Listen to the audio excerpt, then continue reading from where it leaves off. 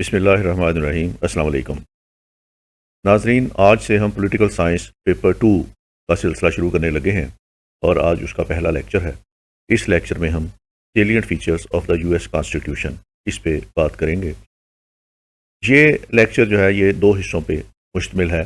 پہلے حصے میں ہم جو کوششیں کی گئیں یو ایس کانسٹیٹیوشن بنانے کی، جس میں فلاڈیلفیا کنونشن ہے، اس پہ بات کریں گے اور یہ دیکھیں گے کہ کانسٹیٹیوشن کیسے بنا، اور دوسرے حصے میں ہم دیکھیں گے کہ یو ایس کانسٹیٹیوشن کے سیلیٹ فیچرز کیا ہے۔ آپ کے ایگزامینیشن پوائنٹ آف ویو سے یو ایس ہمیشہ بہت امپورٹنٹ رہا ہے۔ اس میں زیادہ تر کویسچن جو ہیں یہ سیلیٹ features of the U S کانسٹیٹیوشنز پہ آئے ہیں، یا یو ایس کا پولیٹیکل سسٹم، یو ایس کی جوڈیشری، اور اس کے بعد لوکل گورنمنٹ سسٹم ان یو ایس۔ یہ 4 ٹاپک آپ کے امپورٹنٹ ہیں یو ایس کے پوائنٹ آف ویو سے پیپر 2 میں۔ آئیں شروع کرتے ہیں آج کا لیکچر، جس پہ ہم salient features of the U S constitution دیکھیں گے۔ سب سے پہلے ہم یو ایس انڈیپینڈنس اور کانسٹیٹیوشن میکنگ پروسیس دیکھتے ہیں کہ یو ایس میں کانسٹیٹیوشن بننے کے جو مراحل تھے وہ کیسے انہوں نے طے کیے۔ یونائٹڈ اسٹیٹس آف امریکہ کے بارے میں آپ سب جانتے ہیں کہ امریکہ کو کولمبس نے ڈسکور کیا تھا، اور یہ ڈسکوری 1492 میں ہوئی تھی، اور جس شپ پہ اس نے سفر کیا تھا اس کا نام سانتا ماریا تھا۔ تو یہ 1492 میں کولمبس نے امریکہ کو ڈسکور کیا تھا۔ جب ڈسکور کیا تو اس کے بعد 1607 میں برٹش نے یو ایس کے ان ایریاز کو اپنی کالونی بنا لیا، اور انہوں نے پہلی اسٹیبلشمنٹ اپنی جو وہاں بنائی وہ جیمز ٹاؤن میں بنائی، جو ورجینیا اسٹیٹ کے اندر تھا۔ تو 1607 میں برطانیہ نے اپنی پہلی آباد کاری وہاں پہ کی جیمز ٹاؤن میں، اور اس کو اپنی کالونی بنا لیا۔ 1650 تک انگلینڈ نے تمام علاقے جو امریکہ کے دریافت ہوئے تھے ان کو اپنی کالونی بنا لیا، اور یہ 13 اس وقت وہاں پہ اسٹیٹس تھیں، یا آپ کہہ سکتے ہیں 13 کالونیز تھیں وہاں پہ یو ایس اے کے علاقے پہ، تو جس کو برطانیہ نے اپنی کالونی میں شامل کر لیا۔ 1769 میں برطانیہ میں جارج 3 کی حکومت آئی، تو اس وقت ان 13 کالونیز کی انگلینڈ کے ساتھ تعلقات خراب ہو گئے۔ 1775 میں یو ایس کی جو سٹیٹس تھیں 13، انہوں نے اپنی ایک کانگریس کی ریپریزنٹیٹیو میٹنگ بلائی جو فلاڈیلفیا میں ہوئی، اور اس کو فلاڈیلفیا کنونشن 1 کا نام دیا گیا۔ 1775 میں فلاڈیلفیا کنونشن 1۔ اس کنونشن میں جو ڈیلیگیٹس آئے انہوں نے جارج واشنگٹن کو اپنا commander of the army chief لگا دیا۔ تو یہ پہلا انہوں نے سٹیپ لیا ٹورڈز انڈیپینڈنس کہ انہوں نے جارج واشنگٹن کو chief of the army staff اپنا بنایا، اور انہوں نے ایک آرمی ریکروٹ کر لی۔ 13 state declared war against England, اور ان 13 کی 13 ریاستوں نے انگلینڈ کے خلاف ایک جنگ کا آغاز کیا، اور اس کو وہ وار آف انڈیپینڈنس کہتے ہیں۔ Declaration of independence was published in 4 جولائی 1776۔ اب جیسے ہی انہوں نے جنگ کا اعلان کیا تو 4 جولائی 1776 کو انہوں نے ڈیکلیریشن آف انڈیپینڈنس کر دیا کہ آج کے بعد ہم امریکن جو ہے وہ آزاد ہیں، ہم برٹش کی کالونی کو اور برٹن کی سپرمیسی کو تسلیم نہیں۔ جیسے ہی انہوں نے اعلان کیا وار آف انڈیپینڈنس کا، ڈیکلیریشن آف انڈیپینڈنس کا، تو ریوالٹ کر دیا انہوں نے امریکنز کے خلاف، امریکنز نے برطانیہ کے خلاف ریوالٹ کر دیا۔ جیسے ہی انہوں نے ڈیکلیریشن آف انڈیپینڈنس کیا تو ساتھ ہی ایک جنگ شروع ہو گئی، اور امریکیوں نے برطانوی تسلط کے خلاف ایک ریوالٹ کر دیا۔ ایک جنگ لڑی گئی، اور بڑی لمبی جنگ تھی۔ یہ 8 سال تک مسلح جدوجہد کی گئی، ایک لمبی جنگ تھی جو امریکنز نے برطانیہ کے خلاف لڑی۔ دونوں طرف سے بہت زیادہ جانی نقصان ہوا، لیکن اس کا نتیجہ یہ نکلا کہ برٹن recognised the independence of the colonies by the treaty of ورسیلز ان 1783۔ 1783 میں ورسیلز کے مقام پر امریکنز کا اور برٹشرز کا ایک ایگریمنٹ ہوا، اور اس کے نتیجے میں برطانیہ نے امریکہ کی آزادانہ حیثیت کو تسلیم کر لی۔ اس کے بعد فلاڈیلفیا میں ایک سیکنڈ کنونشن ہوتا ہے 1787 میں، اس کو سیکنڈ کنونشن آف فلاڈیلفیا کہتے ہیں، اور اس میں بڑے نامی گرامی ان کے جو لیڈران تھے امریکہ کے جو آزادی کی جنگ میں شامل تھے وہ شریک ہوئے، جن میں جارج واشنگٹن تھے، جیمز میڈیسن تھے، الیگزینڈر ہیملٹن تھے، بینجمن فرینکلن تھے، اور جیمز ولسن، اور اس کے علاوہ اور بہت سے ڈیلیگیٹس اس میں شامل ہوئے تھے۔ ان ڈیلیگیٹس کو یہ ذمہ داری دی گئی کہ وہ امریکہ کا پہلا کانسٹیٹیوشن کا ڈرافٹ تیار کریں۔ تو اس طرح فلاڈیلفیا کنونشن 2 میں جو 1787 میں ہوتا ہے، اس میں امریکہ کا کانسٹیٹیوشن بنانے کا کام شروع ہوتا ہے۔ 17 سپٹمبر 1787 کو یہ ڈرافٹ تیار ہو گیا، اور یہ ڈرافٹ تیار ہو کے انہوں نے اسٹیٹس کو پریزنٹ کیا کہ اسٹیٹس جو ہیں اس کو سائن کر دیں، اور اس طریقے سے امریکہ میں ایک نئی گورنمنٹ کا وجود آتا ہے۔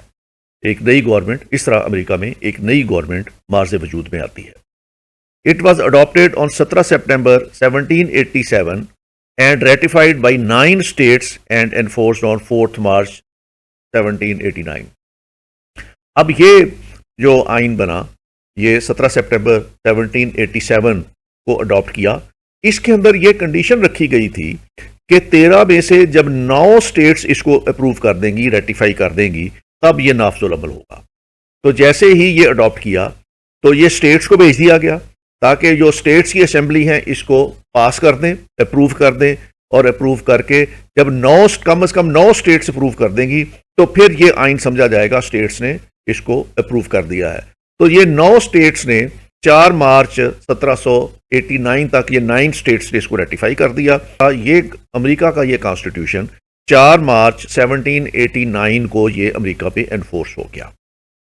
اس آئین کے تحت امریکہ میں فیڈرل گورنمنٹ بنائی گئی، جس میں ایک سینٹرل گورنمنٹ تھی، اور اس کی 13 اسٹیٹس تھیں۔ تو 13 اسٹیٹس کی اپنی اپنی اسمبلیز تھیں، اور اسٹیٹس کو انہوں نے میکسیمم لبرٹی دی۔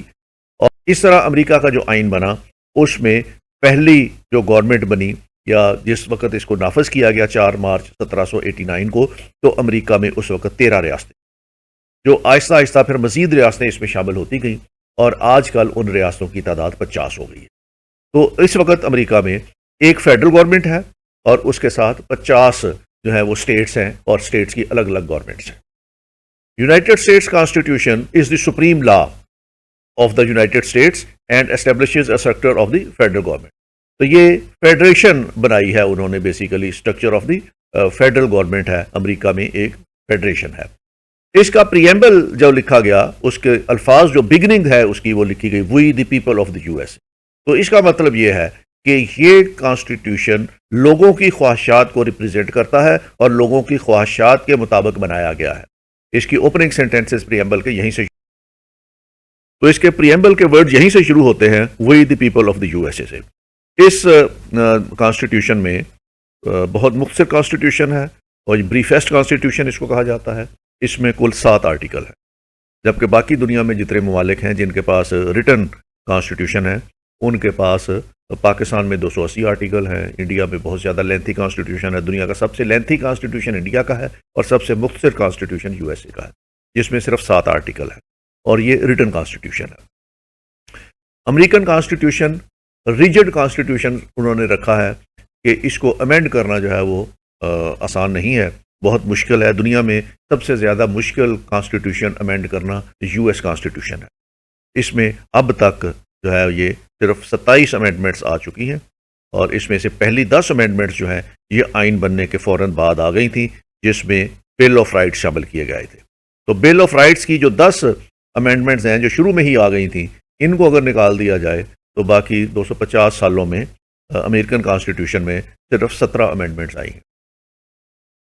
جو امریکن کانسٹیٹیوشن میں 7 آرٹیکل ہیں، ان 7 آرٹیکل کو انہوں نے اس طریقے سے تقسیم کیا ہے کہ پہلا آرٹیکل جو ہے وہ لیجسلیچر کو ڈیل کرتا ہے، اور لیجسلیچر والے آرٹیکل میں اس کے 10 سیکشنز انہوں نے رکھے ہوئے ہیں، جس میں انہوں نے لیجسلیچر کے بارے میں تمام چیزیں جو کانسٹیٹیوشن میں شامل ہونی ہیں یہ ان 10 سیکشنز کے اندر شامل کی گئی ہیں۔ اس کے بعد اگلا ان کا جو آرٹیکل ہے کانسٹیٹیوشن کا، وہ آرٹیکل 2 ہے، وہ ایگزیکٹوز کے بارے میں ہے، اور اس کی 4 سیکشنز ہیں۔ تیسرا اس کا آرٹیکل جو ہے وہ جوڈیشری کے بارے میں ہے، اور اس میں 3 آرٹیکلز ہیں۔ اگلا آرٹیکل ان کا جو ہے وہ اسٹیٹس کے بارے میں ہے، جو اسٹیٹ کے ساتھ ریلیشن شپ فیڈریشن کے ہیں، اور اسٹیٹس کے کیا اختیارات ہیں، اس کے بارے میں 4 سیکشنز ہیں۔ تو یہاں تک انہوں نے اپنے انتظامی امور رکھے ہوئے ہیں۔ یہ پہلے 7 میں سے پہلے 4 جو سیکشن ہیں، پہلے 4 آرٹیکل ہیں، اس میں انہوں نے اپنے جو تینوں برانچز ہیں، ان کے اختیارات سارے لیجسلیچر کے، ایگزیکٹو کے اور جوڈیشری کے، اور چوتھا جو سٹیٹس ہیں ان کے اختیارات. یہ پہلے 4 سیکشن ان کے بارے میں دیے ہوئے ہیں. یہ سیکشنز انہوں نے بڑی ڈیٹیل کے ساتھ آگے دیے ہوئے ہیں اس کے، تاکہ کسی قسم کا کوئی ابہام نہ رہے. اس کے بعد آرٹیکل 5 جو ہے یہ امینڈمنٹ ان دا کانسٹیٹیوشن جو ہے اس کے بارے میں ہے، اور یہ مختصر سیکشن ہے، یہ مختصر آرٹیکل ہے، اس کا انہوں نے کوئی سیکشن آگے نہیں دیا. اس کے بعد جو آرٹیکل 6 ہے وہ اس وقت کے امریکہ کے جو ڈیٹس تھے یا جو ٹریٹیز امریکہ نے کی ہوئی تھیں دوسرے ملکوں کے ساتھ اس کو تحفظ دیتا ہے، اور اس یہ بھی مختصر ان کا آرٹیکل ہے، اور اس میں انہوں نے کوئی اس کا سیکشن نہیں دیا. اور 7واں جو آرٹیکل ہے اس کا، یہ مختصر ترین آرٹیکل ہے جس کے اندر صرف یہ لکھا ہوا ہے کہ اگر 9 ریاستیں اس آئین کو ریٹیفائی کر دیں گی تو یہ آئین نافذ العمل ہو جائے گا. تو یہ 7واں جو ہے اس کی ریٹیفیکیشن جو کنونشنز تھے ان کے بارے میں ہے. تو اس طریقے سے یہ 7 آرٹیکل ہیں امریکہ کے کانسٹیٹیوشن میں جس کے اوپر امریکہ کا کانسٹیٹیوشن جو ہے وہ بیس کرتا ہے. یہ تھی امریکہ کے کانسٹیٹیوشن میکنگ کا پروسیس. اب اس کے بعد ہم چلتے ہیں آگے اور دیکھتے ہیں کہ امریکہ کے کانسٹیٹیوشن کے سیلینٹ فیچرز کیا ہے. سب سے پہلا فیچر اس کا ہے کہ یہ آئین جو ہے یہ ریٹن ہے، یہ تحریری صورت میں موجود ہے، اور یہ American constitution is a brief document having only 7 articles. یہ تحریری صورت میں موجود ہے اور یہ بریف کانسٹیٹیوشن ہے، اس میں صرف 7 آرٹیکل ہیں. دوسرا اس کا فیچر یہ ہے کہ یہ کنونشن اور زوجیت جو ہے اس کو بیس کر کے بنایا گیا ہے. موسٹلی یہ امریکن کانسٹیٹیوشن ان کے کنونشنز کو ریپریزنٹ کرتا ہے، جو ان کی سوسائٹی کے کنونشنز ہیں، جو ان کے لا کے کنونشن ہیں، جو ان کے لیگل کنونشنز ہیں، یہ اس کو بیس کر کے بنایا گیا ہے. The constitution did not make a strong jacket. جتنے بھی دنیا میں کانسٹیٹیوشنز ہیں انہوں نے ایک بڑی اسٹرانگ جیکٹ بنائی ہوئی ہے اور اس کے بعد انہوں نے فکس کر دی ہیں چیزیں. لیکن امریکن کانسٹیٹیوشن کی بیوٹی یہ ہے کہ انہوں نے ایک ایسی جیکٹ تیار کی ہے اس کانسٹیٹیوشن کے لیے جو ہر زمانے اور ہر وقت کے لیے ان کی نیڈز کو پورا کرتی ہے. انہوں نے سمپل کنونشن اور پرنسپلز کانسٹیٹیوشن کے اندر دے دیے ہیں، اور اس کے بعد اس کی ڈیٹیل کہیں نہیں دی ہوئی. ڈیٹیل وہ اپنی کنونشن کے ذریعے طے کرتے ہیں، اپنے رولز کے ذریعے طے کرتے ہیں، اپنی ایڈمنسٹریشنز کے ذریعے طے کرتے ہیں. تو ایک ایسی جیکٹ انہوں نے تیار کی ہے وچ is not very strong but flexible, اور یہ فٹ ٹو آل سائزز قسم کی جیکٹ ہے جو انہوں نے کانسٹیٹیوشن میں بنائی ہے، اور یہ ہر حالات میں اپنے حالات کے مطابق اس کو ایڈجسٹ کر لیتے ہیں. They made only skeleton which was to be supplied with flesh and blood by way of customs, traditions and usages. تو انہوں نے ایک سکیلٹن تیار کر لیا ہے، اور اس سکیلٹن کو وہ اپنی روایات کے مطابق، اپنی کسٹمز کے مطابق، اپنی ٹریڈیشن کے مطابق جیسے جیسے اس کو ضرورت آتی ہے وہ اس کو ڈالتے رہتے ہیں، اور اس کے لیے وہ پھر اپنے رولز جو ہیں اس حساب سے بناتے رہتے ہیں. اس لیے ان کا آئین ریجڈ ہے اور اس میں بہت کم امینڈمنٹس کرنے کی ضرورت پیش آتی. پھر بہت سی چیزیں ان کی کنونشنز کے اوپر بیس کرتی ہیں. کنونشن یہ تھا جارج واشنگٹن نے یہ اسٹیبلش کیا تھا کہ کوئی بھی صدر جو ہے وہ 2 مرتبہ کے ٹینیور سے زیادہ نہیں صدر رہے گا. یہ کنونشن ان کا بڑے عرصے تک چلتا رہا، اور یہ 1940 میں آ کے پریزیڈنٹ روزویلٹ نے اس کو توڑا، جس نے 3rd اور 4th ٹرم بھی اپنی صدر کی لی. تو بہت سی چیزیں امریکن کانسٹیٹیوشن میں جو ہے وہ کنونشن کی بیسس پہ ہیں. تیسرا اس کا جو فیچر ہے that is a rigid constitution. Rigid constitution اب اس کانسٹیٹیوشن کو کہتے ہیں جس کانسٹیٹیوشن کو امینڈ کرنا بہت مشکل ہو، جس کے اندر امینڈمنٹ آسانی کے ساتھ نہ ہو سکتی ہو. U S constitution is most rigid constitution in the world. یہ دنیا کا سب سے ریجڈ کانسٹیٹیوشن ہے. A very lengthy and cumbersome procedure can amend it. اس کو امینڈ کرنے کے لیے بڑا لمبا پروسیجر طے کرنا پڑتا ہے. اس میں سب سے پہلے اس کو دونوں ہاؤسز جو ہیں اس کو امینڈ کرتے ہیں 2/3 میجورٹی کے ساتھ، اور اس کے بعد پھر یہ اسٹیٹس کے پاس چلا جاتا ہے. اسٹیٹس جو ہے وہ 3/4 آف دی اسٹیٹ اگر اس کو اپروو کریں تو اس کے بعد جا کے یہ کانسٹیٹیوشن بنتا ہے. اگر 3/4 اسٹیٹس اس کو ریکمینڈ نہ کریں تو امریکن کانسٹیٹیوشن میں تبدیلی نہیں ہو سکتی. امریکن کانسٹیٹیوشن میں سب سے پہلے اس کو ان کا ہاؤس آف ریپریزنٹیٹو اور سینٹ اس کو اپروو کریں 2/3 میجورٹی کے ساتھ. تو اس کے بعد یہ اسٹیٹس کو بھیج دیا جاتا ہے، 50 اسٹیٹس کو بھیجا جاتا ہے، اور 50 اسٹیٹس میں سے 3/4 اسٹیٹس جو ہیں اس امینڈمنٹ کو اپروو کریں تو تب امینڈمنٹ امریکن کانسٹیٹیوشن میں ہوتی ہے، ورنہ نہیں ہوتی. تو بہت ٹیڈیس پروگرس ہے. U S constitution has only 27 amendments so far in 200 years and last being in 1992. تو اس طرح امریکہ کے آئین میں آخری ترمیم جو 27ویں ترمیم ہوئی تھی یہ 1992 میں ہوئی، اور یہ اس کو 32 سال ہو گئے ہیں انہوں نے اپنا آئین میں کوئی ایک تبدیلی بھی نہیں کی. تو اس لیے یہ بہت ریجڈ کانسٹیٹیوشن ہے، اس میں بہت کم کانسٹیٹیوشنل امینڈمنٹس کی گئی ہیں. اب پروسیجر آف امینڈمنٹ کا میں تھوڑا سا آپ کو بتا دوں، کیونکہ اس میں بھی کوشچن آ جاتا ہے یا نوٹ لکھنا آ جاتا ہے کہ پروسیجر کیا ہے کانسٹیٹیوشن کو امینڈ کرنے کا. آرٹیکل 5 جو ہے وہ امینڈمنٹ کے بارے میں ہے، کانسٹیٹیوشنل امینڈمنٹ کے بارے میں ہے. میں نے پچھلی سلائیڈ پہ آپ کو بتایا تھا. تو lease down the procedure for amendment. 2 methods by which amendment can be made. 2 طریقے ہیں جس سے امریکن کانسٹیٹیوشن میں امینڈمنٹ کی جا سکتی ہے. An amendment may be proposed by 2/3 majority in each house of the Congress. Congress کے دونوں ہاؤسز میں 2/3 میجورٹی چاہیے. It must be ratified by 3/4 of the total member states. تو 3/4 ممبر اسٹیٹس بھی اس امینڈمنٹ کو اپروو کریں گی تب جا کے یہ امینڈمنٹ ہوگا. اگر 3/4 اسٹیٹ نہ کریں اس کو، ایک اسٹیٹ بھی کم ہو 3/4 سے، تو بھی کانسٹیٹیوشن جو ہے وہ امینڈ نہیں ہوگا. آئینی ترمیم شروع کرنے کا آغاز اسٹیٹ سے بھی ہو سکتا ہے. Status may themselves take the initiative to propose amendments. If 2/3 of the state legislative apply to the Congress for this purpose, the Congress call a constitutional convention to propose the amendment. اگر 2/3 status جو ہیں وہ اس کو کر دیں، ایک move کر دیں اس کو امینڈ کرنے کے لیے، تو پھر ایک کانسٹیٹیوشنل کنونشن بلایا جاتا ہے امینڈمنٹ کے لیے. These amendments must be ratified by 3/4 of all the states. تو اس طرح وہ بھی جتنی بھی اسٹیٹس ہیں ان کی ریٹیفیکیشن بھی 3/4 اسٹیٹ سے ہی ہوگی. تو مطلب یہ ہے کہ امریکن کانسٹیٹیوشن کی امینڈمنٹ کا آغاز لوور ہاؤس اپر ہاؤس میں ہو سکتا ہے یا اسٹیٹس میں ہو سکتا ہے، لیکن طریقہ کار وہی ہے کہ دونوں ہاؤس 2/3 میجورٹی سے پاس کریں گے، اور اس کے بعد جو اسٹیٹس ہیں وہ 3/4 میجورٹی کے ساتھ اس کو ریٹیفائی کریں گی. States may take as much time for ratification, but Congress may fix once a state ratifies an amendment, it cannot go back. Status پہ پابندی نہیں ہے کہ انہوں نے کتنے عرصے میں ان امینڈمنٹس کو اپروو کرنا ہے، وہ اپنا ٹائم لے سکتی ہیں. وہاں تک یہاں بھی ہوا کہ ایک گورنمنٹ کی حکومت ہے تو اس نے اپنے پورے ٹینیور کے اندر اس امینڈمنٹ کو ہاتھ ہی نہیں لگایا، اور اس کے بعد اگلی گورنمنٹ چینج ہوئی ہے تو انہوں نے آ کے اس امینڈمنٹ کو ریٹیفائی کیا ہے. تو اسٹیٹس آزاد ہیں، وہ جتنا ٹائم مرضی چاہے اس میں لے سکتی ہیں، ان کے اوپر کوئی قدغن نہیں ہے کہ انہوں نے ٹائم پیریڈ لگانا ہے. لیکن ایک اسپیسیفک پرپز کے لیے کانگریس جو ہے وہ اس کو ایک ٹائم شیڈیول دے سکتی ہے کہ اتنے عرصے میں اس کو کنسیڈر کر لیں. پاس کرنا یا نہ کرنا وہ اسمبلی کا کام ہے، ان کی کانگریس ان کو مجبور نہیں کر سکتی کہ آپ امینڈمنٹ پاس کریں. وہ صرف یہ کہہ سکتی ہے کہ اس کو اتنے عرصے میں کنسیڈر کر لیں. تو یہ ایک ان کا ہے. اور ایک بار اگر ایک اسٹیٹ کسی آئین کی امینڈمنٹ کو ریٹیفائی کر دے تو پھر وہ اسٹیٹس اس کو کبھی واپس نہیں لے سکتی، یہ اس کا اختیار ختم ہو جاتا ہے. Once it is passed ratified by the state, تب اسٹیٹ پھر اس کو اپنی ریٹیفیکیشن کو واپس نہیں لے سکتی. تو یہ کمبرسم پروسیس ہے امریکن کانسٹیٹیوشن کو امینڈ کرنے کا.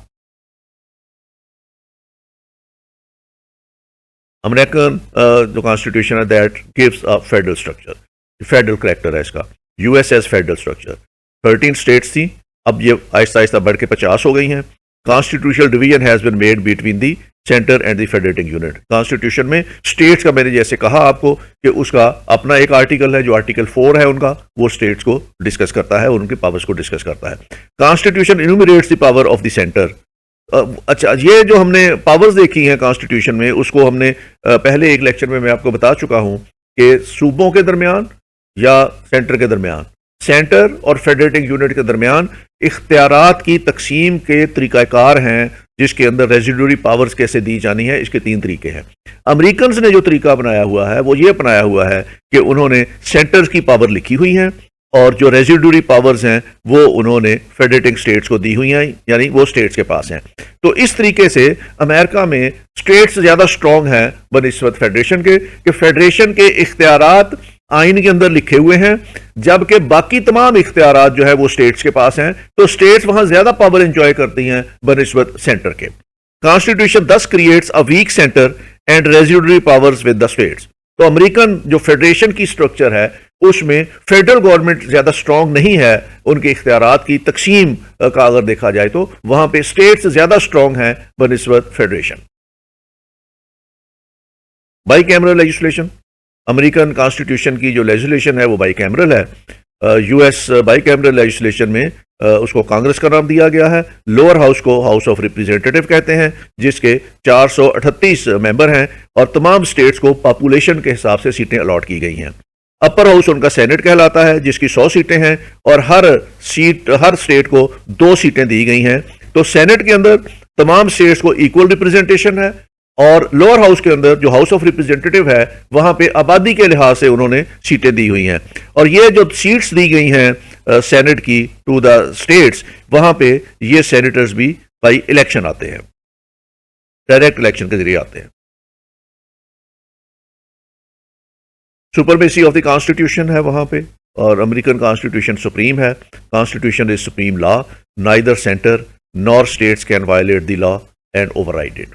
Supreme Court can declare laws as an executive order repugnant to the Constitution as unconstitutional and void. وہاں پہ جوڈیشل ریویو کا اختیار عدالتوں کے پاس ہے، اور عدالتیں کسی بھی آئینی امینڈمنٹ کو یا کسی بھی ایڈمنسٹریٹو آرڈر کو وہ الٹرا وائلنس قرار دے کے اس کو ریجیکٹ کر سکتی ہیں۔ سیپریشن آف پاور ہے، وہاں پہ تینوں آرگنز اپنی اپنی پاورز انجوائے کرتی ہیں اور کوئی بھی آرگن دوسرے کی پاورز میں انٹرفیئر نہیں کرتا۔ Legislature, Congress is the legislative organ, executives, presidential is the executive directly elected by the people. وہاں پہ چونکہ پریزیڈینشیل سسٹم ہے اس لیے پریزیڈنٹ ان کا ایگزیکٹو ہے اور وہ عوام براہ راست اپنے ووٹوں سے اس کو چنتے ہیں۔ He has nothing to do with the Congress, اس کا کانگریس کے ساتھ کوئی تعلق نہیں ہے، کیونکہ کانگریس نے اس کو الیکٹ نہیں کیا ہوتا، وہ لوگوں کے ووٹوں سے الیکٹ ہو کے آتا ہے، تو اس لیے کانگریس اس کے خلاف نو کانفیڈنس پاس نہیں کر سکتی، امپیچ کر سکتی ہے، اور صدر جو ہے وہ کانگریس کو ڈیزالو نہیں کر سکتا۔ ہی is not member of the Congress and not answerable to the Congress. امریکہ میں چونکہ پریزیڈینشیل سسٹم ہے اس لیے امریکہ کا صدر جو ہے یہ کانگریس کو آنسریبل نہیں ہے، اور نہ ہی اس کی کیبنٹ جو ہے وہ آنسریبل ہے to the Congress. He enjoys 4 year tenure، امریکہ کے صدر کی میعاد جو ہے وہ 4 سال ہے۔ He can not be removed before the expiry of the term by vote of no confidence, اس کے خلاف ووٹ آف کانفیڈنس نہیں ہو سکتا، اس کو ووٹ آف کانفیڈنس کے ذریعے نہیں ہٹایا جا سکتا، لیکن اس کے خلاف امپیچمنٹ ہو سکتی ہے۔ He can not participate in debate and can not dissolve دی کانگریس، امریکی صدر کے پاس یہ اختیار نہیں ہے کہ وہ کانگریس کو ڈیزالو کر دے، both are independent of each other. اس کے بعد جوڈیشری ہے، supreme court heads the federal judiciary and enjoys freedom in its work, وہاں پہ کمپلیٹ انڈیپینڈنس آف جوڈیشری ہے۔ تو اس طرح 3 آرگنز جو ہیں وہاں پہ ان میں سیپریشن آف پاور ہے۔ امریکی کانسٹیٹیوشنز کے اندر چیکس اینڈ بیلنسز بہت اسٹرانگ طریقے سے دیے گئے ہیں۔ امریکہ کا کانسٹیٹیوشن واحد ہے جہاں پہ سب سے زیادہ اسٹرانگ چیکس اینڈ بیلنسز دیے گئے ہیں۔ وہ چیکس اینڈ بیلنسز یہ ہیں، president can veto the bill passed by the legislature, president کے پاس اختیار ہے کہ وہ کانگریس کی طرف سے پاس کیے ہوئے کسی بھی بل کو ویٹو کر سکتا ہے۔ دی Saint shares the president his powers by making appointment in the various federal offices and conclusion of the treaties and agreement with the foreign status. President آل ان آل نہیں ہے، پریزیڈنٹ کے اوپر چیک یہ ہے کہ اگر اس نے کوئی ٹریٹی سائن کرنے کسی ملک کے ساتھ، یا اس نے کوئی فیڈرل ڈپارٹمنٹس کے اندر اپوائنٹمنٹس کرنی ہے، یا اس نے فارن اسٹیٹ کے ساتھ ایگریمنٹ کرنے ہیں، تو اس سے پہلے ان ایگریمنٹس کو، ان ٹریٹیز کو اور ان اپوائنٹمنٹس کو اس نے سینٹ سے ریٹیفائی کروانا ہے۔ اگر سینٹ ریٹیفائی کر دے گا تو صدر وہ آرڈر ایشو کر دے گا، اگر سینٹ ریٹیفائی نہیں کرتا تو وہ پریزیڈنٹ آرڈر ایشو نہیں کر سکتا۔ تو پریزیڈنٹ کو اس نے لامحدود اختیار نہیں دیے ہوئے، اس اختیار کے اوپر چیکس اینڈ بیلنسز یہ ہیں کہ وہ سینٹ کا تابع ہے کہ سینٹ سے وہ چیزیں اپروو کرائے گا، تب جا کے وہ سائن کرے گا۔ 2/3 majority of the Saint must ratify all such appointment and treaties, تو جتنے بھی اس نے اپوائنٹمنٹ کرنی ہے، ٹریٹیز کرنی ہے، وہ اس نے 2/3 میجورٹی سے سینٹ سے اپروو کرانی ہے۔ Through this Saint controls the internal administration and external policies of the president, تو پریزیڈنٹ کے اوپر یہ قدغن ہے کہ سینٹ اس کے اوپر ایک چیک رکھتا ہے کہ وہ انٹرنل ایڈمنسٹریشن کیسی چلا رہا ہے، کن لوگوں کو پوسٹ کر رہا ہے، اور دوسرے ملکوں کے ساتھ ایگریمنٹ اور ٹریٹیز سائن کر رہا ہے، تو ان کی نوعیت کیا ہے۔ دی Congress determines the organization of the federal judiciary, judiciary independent ہے، لیکن کانگریس کا اس کے اوپر یہ چیک ہے کہ کانگریس نے ڈٹرمن کرنا ہے کہ اس کا سٹرکچر اور آرگنائزیشن کیا ہوگا۔ ججز کیا ہوں گی, ان کی مراعات کیا ہوں گی. And the president with the consonant of Saint appoints دی ججز آف دا سپریم کورٹ. جب سپریم کورٹ کے ججز بنانے ہیں تو اس میں بھی پریزیڈنٹ نے سینٹ سے ریٹیفائی کروا کے ان کو بنانا ہے. تو پریزیڈنٹ آل ان آل نہیں ہے. پریزیڈنٹ لامحدود اختیارات رکھتا ہے, لیکن اس اختیارات کے اوپر چیک رکھا ہوا ہے انہوں نے سینٹ کا. اس نے سینٹ سے اپروول لے کے اپنے اختیارات کو استعمال کرنا ہے. Supreme court can declare the law passed by the Congress and executive action taken by the president ultra virus. تو دوسرا انہوں نے سپریم کورٹ کو یہ اختیار دیا ہوا ہے کہ وہ کانگریس کے بنائے ہوئے کسی بھی لا کو یا پریزیڈنٹ کی طرف سے ایشو کیے ہوئے کسی بھی ایڈمنسٹریٹو آرڈر کو الٹرا وائرس قرار دے سکتے ہیں. اگر وہ آئین کے متصادم ہے تو اس کو الٹرا وائرس قرار دے سکتے ہیں. تو یہ انہوں نے اتنے چیکس اینڈ بیلنسز رکھے ہوئے ہیں کہ تینوں آرگن جو اسٹیٹ کے ہیں وہ ایک دوسرے کے اوپر چیکس اینڈ بیلنس رکھے ہوئے ہیں تاکہ کوئی دوسرا آرگن غلط کام نہ کرے. بل آف رائٹس, وہاں پہ ہیومن رائٹس کیسے پروٹیکٹ ہوتے ہیں اس کے اندر انہوں نے آئین کے اندر شروع میں جب آئین آیا تو اس کے اندر یہ شامل نہیں تھے, لیکن اس کے بعد گریجولی انہوں نے 10 امینڈمنٹس کی اور انہوں نے بل آف رائٹس کے ذریعے وہ ہیومن رائٹس اپنے کانسٹیٹیوشن میں شامل کر لیے. The constitution guarantees fundamental rights of the people, property and liberty. These rights were incorporated through first 10 amendments in the Constitution. Right of the citizen are enforceable by recourse to the judiciary. اگر کسی کے right انفرنج ہو تو judiciary اس کے rights جو ہے اس کو protect کرتی ہے. The rights cannot be modified, amended or suspended except by constitutional amendment. جو رائٹس کانسٹیٹیوشن میں دیے ہوئے ہیں ان رائٹس کو گورنمنٹ اپنے لیول پہ نہ موڈیفائی کر سکتی ہے, نہ امینڈ کر سکتی ہے, نہ اس کو سسپینڈ کر سکتی ہے. یہ کانسٹیٹیوشنل رائٹس ہیں اور کانسٹیٹیوشنل گارنٹیز اور پروٹیکشن ہے ان کو. یہ صرف اسی صورت میں ان کے اوپر کوئی قدغن لگ سکتا ہے جب کانسٹیٹیوشن کے اندر کوئی امینڈمنٹ کی جائے. اور اب کانسٹیٹیوشن کے اندر امریکہ میں امینڈمنٹ کرنا بہت مشکل کام ہے, اور یہ ہیومن رائٹس سے ریلیٹڈ جو 10 امینڈمنٹس ہیں ان کو ویسے بھی سیفٹی دی ہوئی ہے کہ ان کے لیے امینڈمنٹس نہیں ہو سکتی. تو یہ بل آف رائٹس ان کے کانسٹیٹیوشن کے اندر شامل ہے. جوڈیشل ریویو بہت بڑا ایک پاور ہوتی ہے جوڈیشری کے پاس کہ وہ کسی بھی بنائے ہوئے آئین میں کسی امینڈمنٹ کو یا کسی لا کو یا ایڈمنسٹریٹو آرڈر کو ریویو کر سکتی ہے. تو امریکن کانسٹیٹیوشن جو ہے یہ جوڈیشل ریویو کا حق دیتا ہے جوڈیشری کو. The constitution provides for judicial review of the legislature enactment. The federal judiciary can declare any legislature or executive order null and void if the same is found to be inconsistent with the provision of the Constitution. اگر کوئی کام جو کانگریس میں کیا گیا ہے, کوئی لا بنایا گیا ہے, کوئی کانسٹیٹیوشن کی امینڈمنٹ کی گئی ہے, وہ آئین سے متصادم ہے یا ہیومن رائٹ سے متصادم ہے, یا پریزیڈنٹ کوئی ایسا ایڈمنسٹریٹو آرڈر ایشو کرتا ہے جو ان کے آئین سے متصادم ہے, تو وہاں کی سپریم کورٹ کو یہ اختیار ہے کہ وہ اس ایکٹ کو وہ الٹرا وائرس قرار دے دیں, اور جس ایکٹ کو وہ الٹرا وائرس قرار دے دیں گے وہ اس کی قانونی حیثیت ختم ہو جائے گی. پاپولر ساورینٹی, امریکہ کے اندر پاپولر ساورینٹی ہے, ultimate authority rest with the people, کہ لوگوں کے پاس اختیار ہے کہ وہ جب چاہیں, جس وقت چاہیں, جس کو چاہیں وہ ووٹ کے ذریعے حکومت دے سکتے ہیں. تو popular sovereignty rest with the people. نہ صرف یہ کہ آئینی طور پر بلکہ پریکٹیکلی وہاں پہ sovereignty lies with the people. Republican, American constitution جو ہے وہ ایک ریپبلکن طرز حکومت لوگوں کو دیتا ہے. U S A is a republic with the president as elected head of the state. The constitution drives it authority from the people. The constitution makes it binding upon every constitutional state to have a Republican form of government. تو Republican form of government وہ ہے جہاں پہ public office جب بھی کسی نے hold کرنا ہے تو وہ پبلک ریپرزینٹیٹیو نے ہولڈ کرنا ہے, تو یہ تھرو الیکشن وہاں پہ پوسٹنگ ہونی ہے. تو امریکن جو ہے وہ ریپبلکنزم ہے. امریکہ کے اندر پریزیڈینشیل فارم آف گورنمنٹ ہے.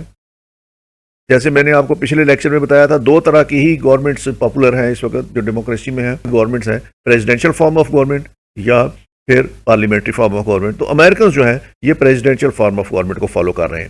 The constitution provides for the presidential type of government. All powers are vested in the president.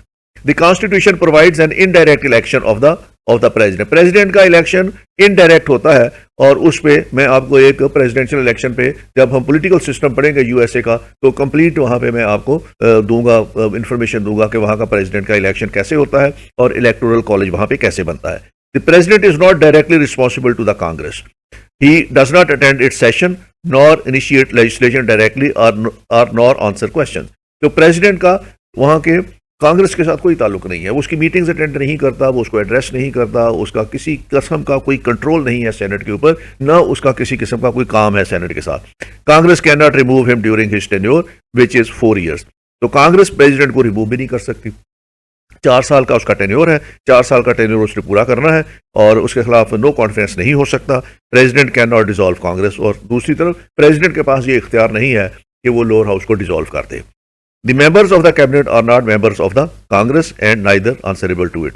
President کے پاس یہ اختیار ہے کہ وہ اپنی کابینہ خود چن سکتا ہے، اور اس کے لیے ضروری نہیں ہے کہ وہ کابینہ جو ہے وہ لوور ہاؤس میں سے لے یا کانگریس میں سے لے، وہ اپنی مرضی سے کسی بھی شخص کو اپنی کابینہ میں لے سکتا ہے، اور یہ کابینہ اور پریزیڈنٹ جو ہے یہ دونوں آنسریبل نہیں ہے to the Congress. Dual citizen شپ، امریکہ میں ڈوئل سٹیزن شپ ہے، جو وہاں کے لوگ ہیں وہ ایک تو امریکن سٹیزن ہوتے ہیں، اور اس کے بعد وہ جس اسٹیٹ کے رہائشی ہوں وہاں کی اسٹیٹ بھی ان کو سٹیزن شپ دیتی ہے، تو وہاں پہ ڈوئل سٹیزن شپ ہے۔ عمومی طور پر جو فیڈریشنز ہوتی ہیں ان میں ایک ہی سٹیزن شپ دی جاتی ہے، جو ایک فیڈرل گورنمنٹ ہوتی ہے اس کی سٹیزن شپ دیتی ہے۔ جیسے ہم پاکستان میں ہیں، ہم پاکستان میں پاکستان کے سٹیزن ہیں، اور ہم کسی نہ کسی صوبے میں بھی رہتے ہیں، لیکن صوبے کی طرف سے ہمیں سٹیزن شپ نہیں دی جاتی، سٹیزن شپ صرف فیڈرل گورنمنٹ کی طرف سے دی جاتی ہے۔ لیکن امریکہ میں انہوں نے دونوں ڈوئل سٹیزن شپ رکھی ہوئی ہے، وہاں وہ امریکہ کے بھی شہری ہیں، اور they are citizen of USA and they are also the citizen of the status. یہ تھا آپ کا آج کا لیکچر، جس میں ہم نے امریکن کانسٹیٹیوشن کی میکنگ کا پروسیس دیکھا، اور اس کے اندر ہم نے پھر اس کے سیلینٹ فیچرز بھی دیکھے۔ اگلا لیکچر ہمارا انشاءاللہ US پولیٹیکل سسٹم پہ ہوگا، جس میں ہم ان کے پولیٹیکل سسٹم کو اسٹڈی کریں گے۔ اس وقت تک کے لیے thank you very much, take care, خدا حافظ۔